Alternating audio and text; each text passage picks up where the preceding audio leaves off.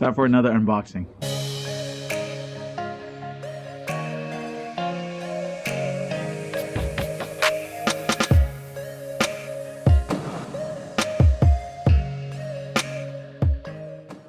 What's going on, everyone? Mr. Philam here, and the reason why I was laughing in the beginning of this video is because I technically already did this unboxing, or at least attempted to, but it was such a huge failure in my opinion, and I'm gonna show you the clip right here real quick as to why that was an utter fail of a video. All right, first package here. Let's go and take a look. Oh, what the? It's taped. Is it used? There's tape on each side, so I don't know what that means. I really hope this isn't a used reel, because I'm gonna be quite upset. I personally believe this is a used reel. There's already markings, so inside the reel it looks used. Plastic is torn. Looking at it, there's cosmetic blemishes already. I can't tell if that's dog hair. You can tell someone handled this reel already. As y'all can see, the product arrived used even though I bought it brand new, and that's the reason why I was so upset and just completely scrapped that video altogether. So now I'm making another one. Now, I'm not gonna mention the seller on Amazon or where I got that from, because I'm not that type of person. However, if you're watching this, Mr. Seller of that specific gear, you know, you might wanna consider being very honest with the people that you sell products on Amazon. And I know it's not Amazon's fault, even though Amazon said that, yeah, they're the ones that actually sent it out and they're the one that distributed it, but still the seller is the one that packaged it. The issue is with the seller and not with Amazon. All right, so I'm not trying to have beef with Amazon because I buy a lot of products from them, but to avoid all of that together, I just completely went a different direction. And plus, if I was to reorder it on Amazon, it wasn't going to arrive here on time for me to go fishing with it. It's going to take at least a couple weeks. So I went a different direction altogether, and now we are going to unbox that right here. Before I get started, I just want to say that I'm not affiliated with any of these companies I'm about to mention whatsoever, at least with the making of this particular video. And I will say that I do support them, and that's basically where my allegiance lie, is I support them. Although any of these companies want to call me and hit me up and would like to start sponsoring me, I would highly appreciate it. That would be awesome. Most especially Daiwa. All right, enough with the yapping. Let's go unbox this bad boy here. So instead of Amazon this time, I went with Bass Pro Shop. All right, unboxing time. First thing, all right, when you order things from Bass Pro Shop, you get, what is this? Thought it was a coupon for a minute, but anyways, it's if you sign up for their card. Here it is, ladies and gentlemen. All right, so far so good. It actually looks new, which is exactly how I wanted it in the first place. This is the Daiwa Free Swimmer BR LT 5000D-C. That's a handful. This is how the box looked like right here, and of course up front, sides, all says Free Swimmer BR LT 5000D-C. In the very back right here, you have all the specs. Of course, we'll talk about that in a moment. And then at the bottom, you just have the UPC barcode and some other writing that tells you where Daiwa is. Moment of truth right here. Let's open it. Now, see, I can already tell right here, just by opening it for the first time, that this is brand new. First dead giveaway right here is the handle knob. Comes in a separate plastic bag right there, along with the pamphlet that tells you about the parts of the actual reel itself. So we're going to take that out in a moment. Then this is what the reel looks like on the inside. All right, when you take it out, look at that, properly sealed. Comes with its cardboard right here, just so that the air bail is separate. Looks so nice. Looks very nice. Look at this. So smooth, and I haven't even really done a whole lot of things with it yet, but man, drag looks good. That ASMR.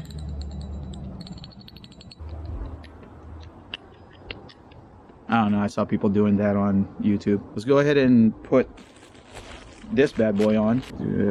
Handle. Smooth as butter. So the one thing I look for whenever I buy a new spinning reel is that if the spinning reel actually stops immediately when you stop winding, to see if there's any play at all, because there's certain spinning reels, especially on the lower end of the spinning reels price range and spectrum, and this right here is what makes this thing unique, and I will talk about that in a moment. Engage that. It's automatic. All right, now let's talk about the specific specs of this particular reel. This particular reel comes at a 5.2 to 1 gear ratio. It weighs at 10.2 ounces or approximately 290 grams for those of you guys that live outside the US. The max drag right here up top, which is the main drag, is 26.4 pounds or approximately 12 kilograms. So per wind of the handle, you will retrieve approximately 34.5 inches of line or 87 centimeters. And lastly, this has a 5-bearing system. Now, I do not know whether or not this has what's called a CRBB or corrosion resistant ball bearings that normally comes with products specifically for saltwater use from Daiwa. And I know its bigger brother has the CRBBs, but I'm not entirely sure whether or not this has that. However, now this particular reel does have an IPX6 rating, meaning it can withstand splashes, and I do mean hard splashes from everywhere. It doesn't matter where it's coming from, which will protect this particular reel specifically from the water, especially salt water, getting into the main parts of this particular reel. So Daiwa achieves that IPX6 rating due to a couple of different things. Number one is basically on how this particular reel is sealed. Right here is where the main gear is housed, and you can unscrew these 3 screws and be able to get in there if you want to do any maintenance. Now, once you unscrew that, you'll see that there's actually seals right around the edges. So they're rubber seals, as well as certain seals in this side right here where the handle is screwed on, along with a seal right here on the other side, a rubber seal as well over here where you can adjust the tension of the clutch in the back, along with a couple of seals within the actual spool and shaft itself. Now, regardless whether or not this particular reel doesn't have any CRBBs, I think you're going to be just fine due to the IPX6 rating. So if you're looking to take this out in saltwater environments, just like what I'm about to do with this,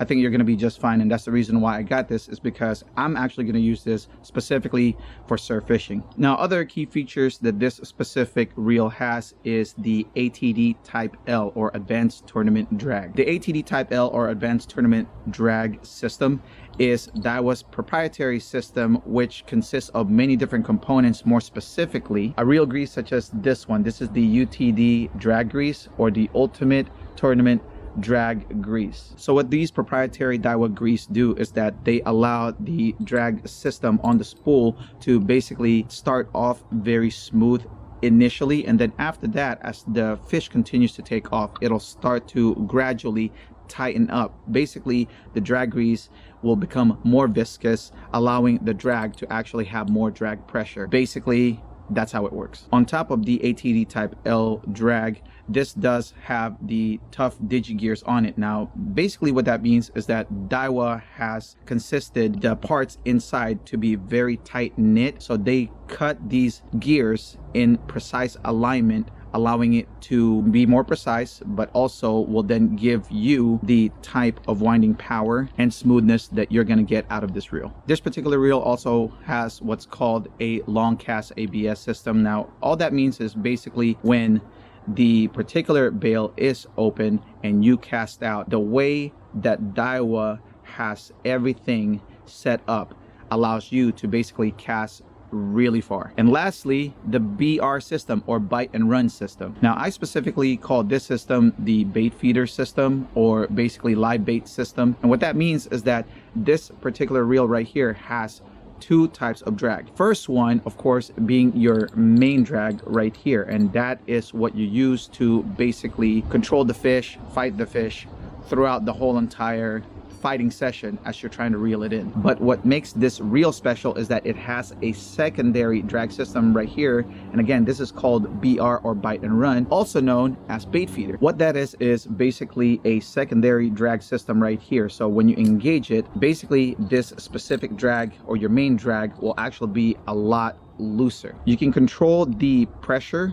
or the tension of this specific drag system in the back, or the clutch, by sorry, ASMR, by actually controlling this knob right here. So as you can see, it says less and more. One thing I didn't mention in the very beginning is that the construction of the body itself. Now, to my knowledge, the construction of the body is made out of a carbon composite design with some aluminum, like such as this particular plate right here, I heard is aluminum, as well as this specific handle right here is also aluminum. But for the most part, everything is a carbon composite graphite design. I mean, it's very lightweight, but you can definitely tell it's metal. However, it seems very stout. Like when you feel this, you can tell that you can actually fish this very roughly and it'll withstand a lot of things. With the LT5000D size, the D stands for deep spool. As you can see, for a 5000 size reel, which is just right above the 3000 size or the 4000 size, this has a very deep spool right there. Now the capacity ranges, of course, 25 pounds of mono. You can put 160 yards of that in this particular reel, 280 yards of mono for 14 pounds, and 0.22 millimeter of Daiwa J-Braid specifically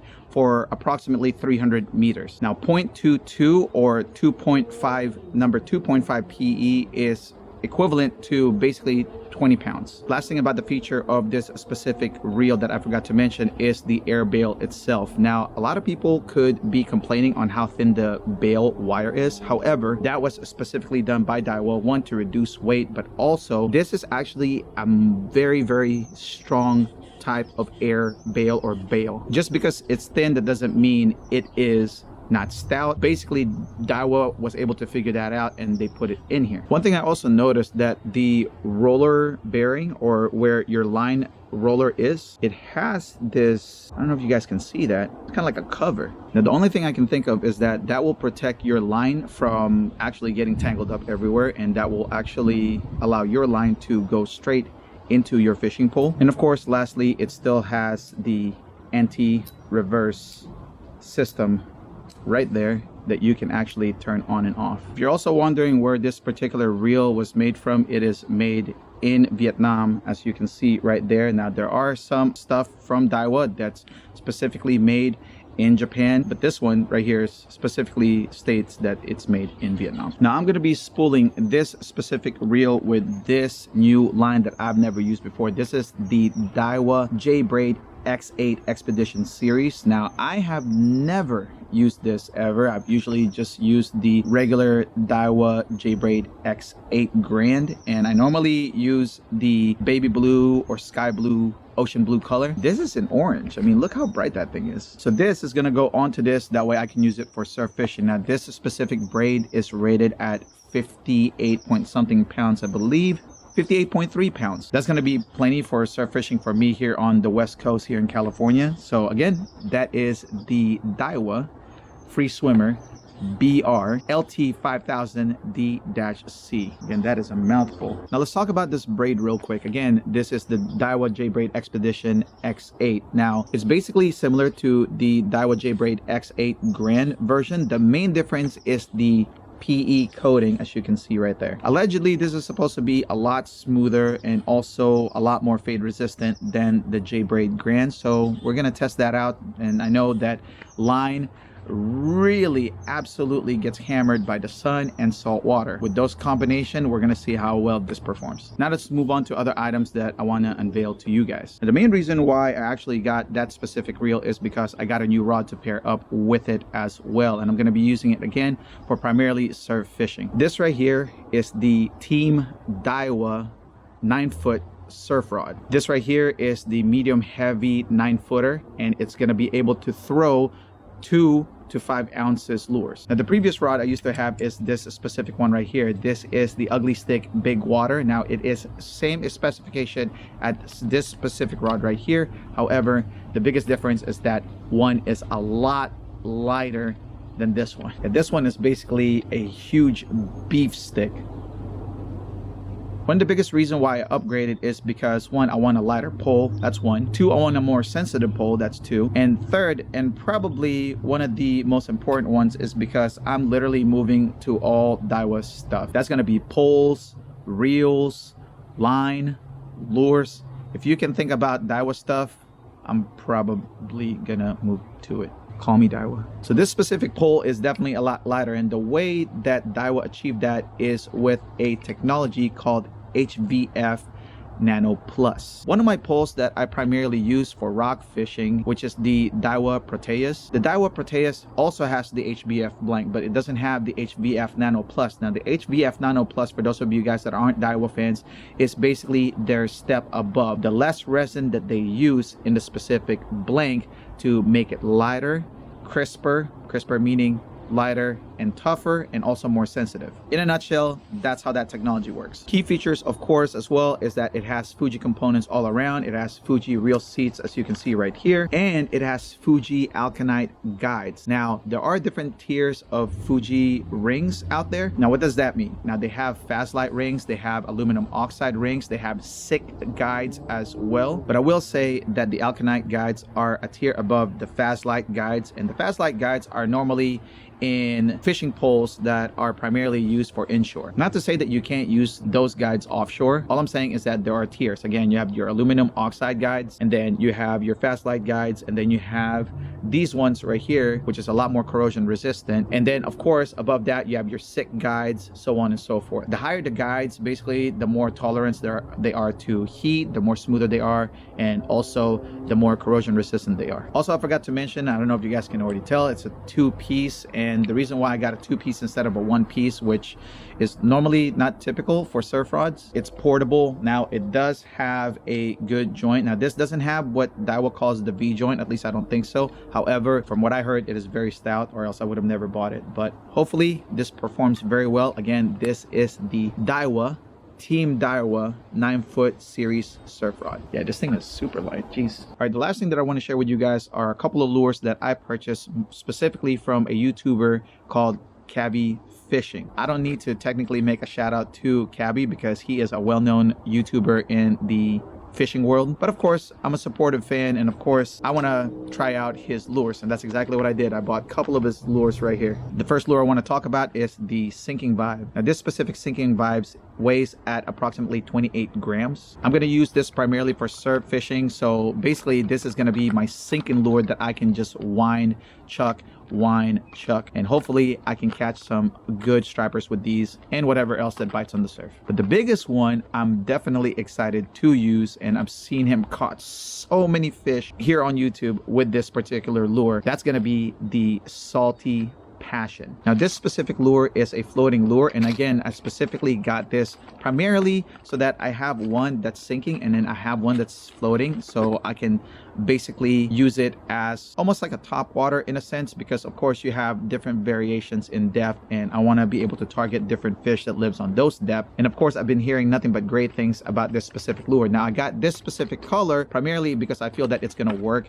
here where I live in the West Coast in California. There are different colors out there, so check it out. Again, I'm gonna link his website on the description down below. This right here kind of reminds me of the Daiwa Salt Pro, which I primarily use, but I can't wait to try this. Again, this is the Cavy Fishing Sinking Vibe in 28 grams, and of course you have the floating Salty Passion GT Minnow at 115F size. Can't wait to throw those. Now before I end this video, in case you guys are curious as to why I actually moved on to this specific reel and what reel was I using previously, I can show you. The old reel that I was using was actually a very stout reel. Took it a couple of times and I actually caught a nice leopard shark with it on Tomales Bay, and that is the KastKing Sharky 3 Baitfeeder. This specific reel right here is actually pretty cool, so shout out to KastKing. You guys outdone yourself on this one. No, I'm not sponsored to say that or paid to say that. I really just like the way they built this specific reel. So that is it, ladies and gentlemen. Thank you all for watching this video. If you guys find this video highly entertaining or informative, please like and subscribe. I would appreciate that. It would help the algorithm to tell everyone to go and watch this video because you guys enjoyed it. If you guys definitely enjoy and want to follow and basically check out more of my videos, please consider subscribing. I'm not making you do it. I would just appreciate it if you do, because it will actually help me or encourage me to make more videos like these. Until next time, folks, my name is Mr. Phil Lam, and again, thank you for watching. I'll see you guys in the next fishing adventure. Tight lines. Gee.